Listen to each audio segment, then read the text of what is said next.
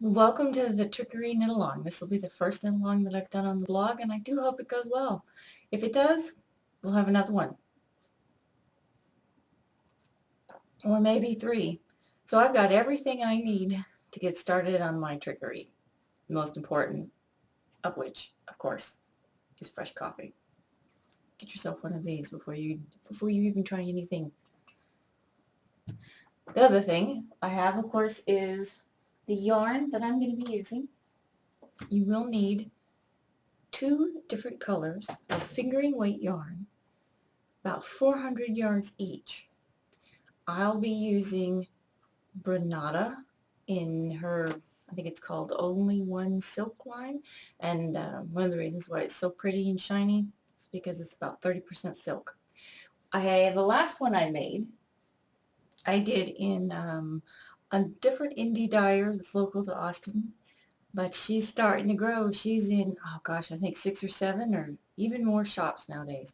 This was done in Yarn Carnival high wire, and the colors were Found Gold and The Road Ahead. It's a triangular, sorry, not triangular, rectangular stole, so you wear it like a wrap. It has two sections in the pattern.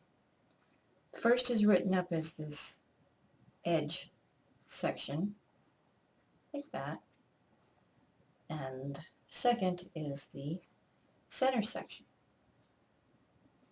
Now, trickery is called trickery because there's a few tricks to it. It looks like something that's difficult. At least I hope it does, because that was my intention. Actually, it's quite easy if you can knit, purl, and slip stitches. You can make this. I'm kind of proud of it because I got to tell you, I love making things that look really freaking hard but are actually kind of easy, because then you can wear it around and everyone is impressed and you just feel so clever. Yeah, that's sort of my whole goal in life, is to impress everyone without having to do a lot of work. Now, because this has the edge section down here and the middle section, in the pattern it does tell you repeat the rows for the middle section such and such number of times, but really that's going to depend on how many yardage you have in your balls. So what I'm going to do is weigh before I start.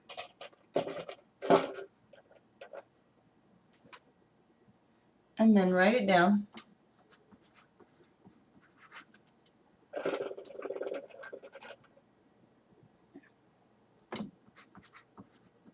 If you're using hand-dyed yarn is always varies a little bit from skein to skein, from ball to ball, because of course what they buy is undyed yarn base to start with, and then saturated with color. So the weight is always different from ball to ball, but of course the yard is just the same. For me, I have 435 yards, and I have about 105 grams in each.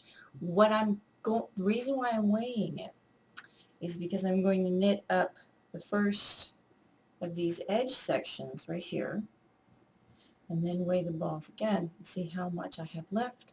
Therefore, I can determine how much of these I've used in the edge section, and I want to reserve that mentally and set that aside so that I can finish the second edge section. Once I know exactly how many grams I'm going to be using for my edge sections, I can use up every other inch in the middle section, and that gets me the longest stole possible. So now that that's out of the way, let's get started. Yeah, I know, it's summertime.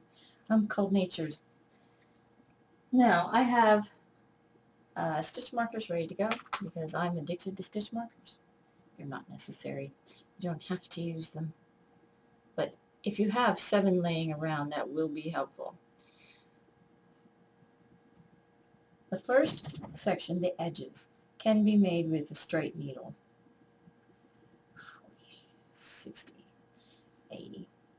But the middle section, you're going to need circulars. Even though it's not knit in the round, you will need circular needles. So I'm getting started with a set of size 5s, circulars. And these are Addy lace tips, 1, 2, 3, 4, 5. And then I'm going to set a marker. In this pattern, there are 5 stitches on the edges. Cast on a total of 85 and knit 4 rows. So, when I designed this pattern, I was thinking about Alfred Hitchcock. I was thinking about his movies, and in particular, Vertigo. And I was trying to come up with an Alfred Hitchcock-esque pattern, and I don't think I succeeded at all. I think I came up with something that's a little bit more Art Deco. And that's okay. But one of these days, I think that Alfred Hitchcock needs more knitting patterns dedicated to him. Don't you? I think so too. 10, 13, 14. I cannot count and talk at the same time. Another stitch marker after a total of 20, and so on. Even though I won't need these stitch markers until first of the pattern rows, I like to set them in the beginning when I'm casting on. It helps me keep track because I can't really count. Everyone thinks that they're a good counter, that they're good at their counting until they start knitting and crocheting, and then they realize they kind of suck at it because they're always coming up missing stitches or with extra stitches. That's why stitch markers are your friend.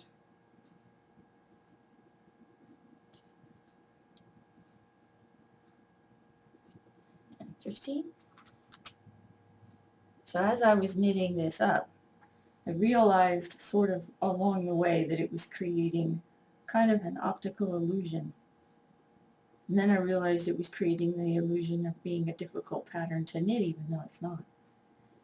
And first thing, I gave the pattern to a friend.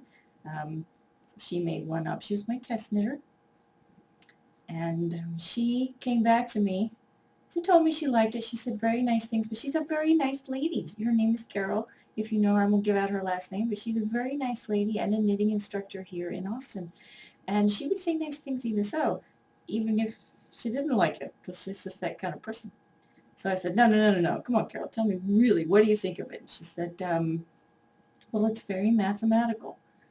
And that struck fear into my heart because I thought, oh no, if it's mathematical, everyone will hate it.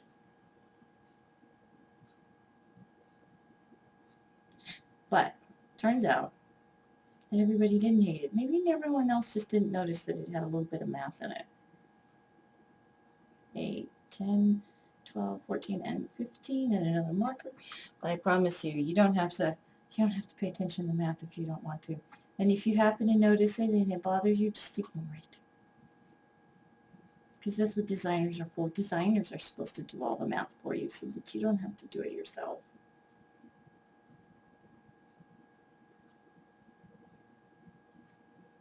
I do love these Addies.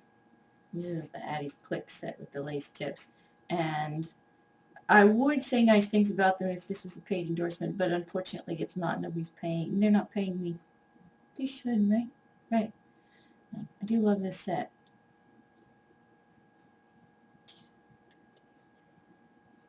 So if you get a chance to get yourself one or ask for one for Christmas, I recommend them.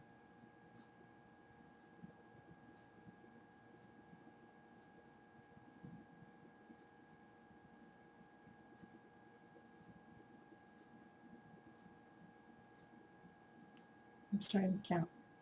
I tell you, I can't count and talk.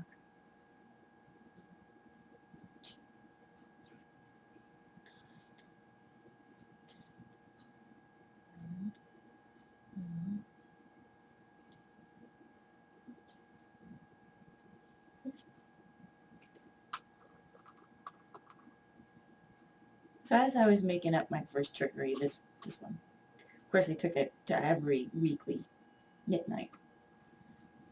I have had a nice steady group of knitters to hang out with every Thursday night for years, and I gotta tell you, it's a wonderful thing. All of my best friends I've made through crafting. So as I was as I was working this up, and it was somewhere around in the middle, and I was having